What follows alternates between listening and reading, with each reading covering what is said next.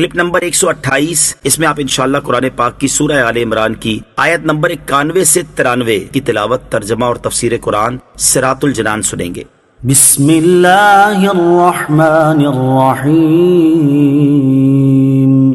ترجمہ، اللہ کے نام سے شروع جو نہایت مہربان رحمت والا ہے۔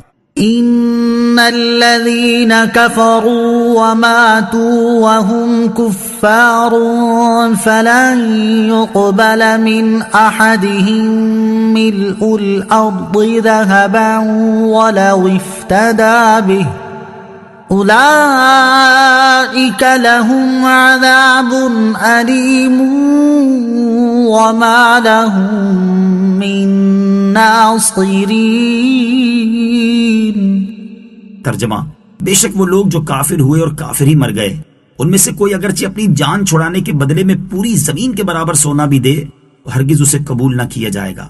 ان کے لیے دردناک عذاب ہے اور ان کا کوئی مددگار نہیں ہوگا۔ وَمَاتُوا وَهُمْ كُفَّارٌ، اور کافر ہی مرے۔ آخرت کی نجات ایمان پر خاتمے پر ہے۔ کفر پر مرنے والا زمین بھر سونا بھی اپنے فدیے میں دے دے تب بھی اس کی نجات نہیں ہو سکتی۔ نیز یہ بھی معلوم ہوا کہ نجات کا دار و مدار ایمان پر خاتمہ ہونے پر ہے۔ اگر کوئی شخص تمام عمر مومن رہا اور مرتے وقت کافر ہو گیا تو اس آیت میں شامل ہے، اور اگر کوئی شخص ساری عمر کافر رہا لیکن مرتے وقت مومن ہو کر مرا تو وہ اس آیت سے خارج ہے۔ اسی لیے صالحین سب سے زیادہ فکر ایمان پر خاتمے ہی کی کرتے تھے اور اللہ تعالیٰ کی خفیہ تدبیر سے ڈرتے تھے۔ چنانچہ حضرت یوسف بن اسبات رحمت اللہ تعالی علیہ فرماتے ہیں، میں ایک مرتبہ حضرت سفیان ثوری رحمت اللہ تعالی علیہ کے پاس حاضر ہوا۔ آپ ساری رات روتے رہے۔ میں نے دریافت کیا کیا آپ رحمت اللہ تعالی علیہ گناہوں کے خوف سے رو رہے ہیں؟ تو آپ نے ایک تنکا اٹھایا اور فرمایا کہ گناہ تو اللہ تعالیٰ کی بارگاہ میں اس تنکے سے بھی کم حیثیت رکھتے ہیں۔ مجھے تو اس بات کا خوف ہے کہ کہیں ایمان کی دولت نہ چھن جائے۔ فکر معاش بد بلا، ہول معاد جاں گزا، لاکھوں بلا میں پھنسنے کو روح بدن میں آئی کیوں؟ لن تنالوا البر حتى تنفقوا مما تحبون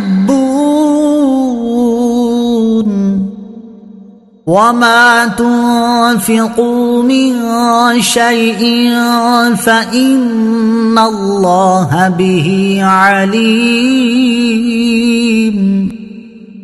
ترجمہ، تم ہرگز بھلائی کو نہیں پا سکو گے جب تک راہ خدا میں اپنی پیاری چیز خرچ نہ کرو، اور تم جو خرچ کرتے ہو اللہ اسے جانتا ہے۔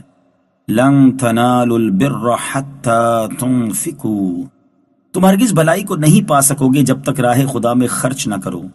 اس آیت میں بھلائی سے مراد تقوی اور فرما برداری ہے، اور خرچ کرنے کے بارے میں حضرت عبداللہ ابن عمر رضی اللہ تعالیٰ عنہما نے فرمایا کہ یہاں خرچ کرنے میں واجب اور نفلی تمام صدقات داخل ہیں۔ امام حسن بصری رحمت اللہ تعالی علیہ نے فرمایا، جو مال مسلمانوں کو محبوب ہو اسے رضائے الہی کے لیے خرچ کرنے والا اس آیت کی فضیلت میں داخل ہے، خواہ وہ ایک کھجور ہی ہو۔ وما تنفقوا من شیء فإن اللہ بہ علیم، اور تم جو کچھ خرچ کرتے ہو اللہ اسے جانتا ہے، یعنی اللہ تعالیٰ جانتا ہے کہ تم اس کی راہ میں عمدہ، نفیس اور اپنی پسندیدہ چیز خرچ کر رہے ہو یا ردی، ناکارہ اور اپنی ناپسندیدہ چیز خرچ کر رہے ہو۔ تو جیسی چیز تم خرچ کرو گے اسی کے مطابق اللہ تعالیٰ تمہیں جزا عطا فرمائے گا۔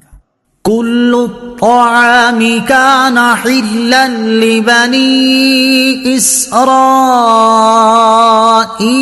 إلا ما حرم إسرائيل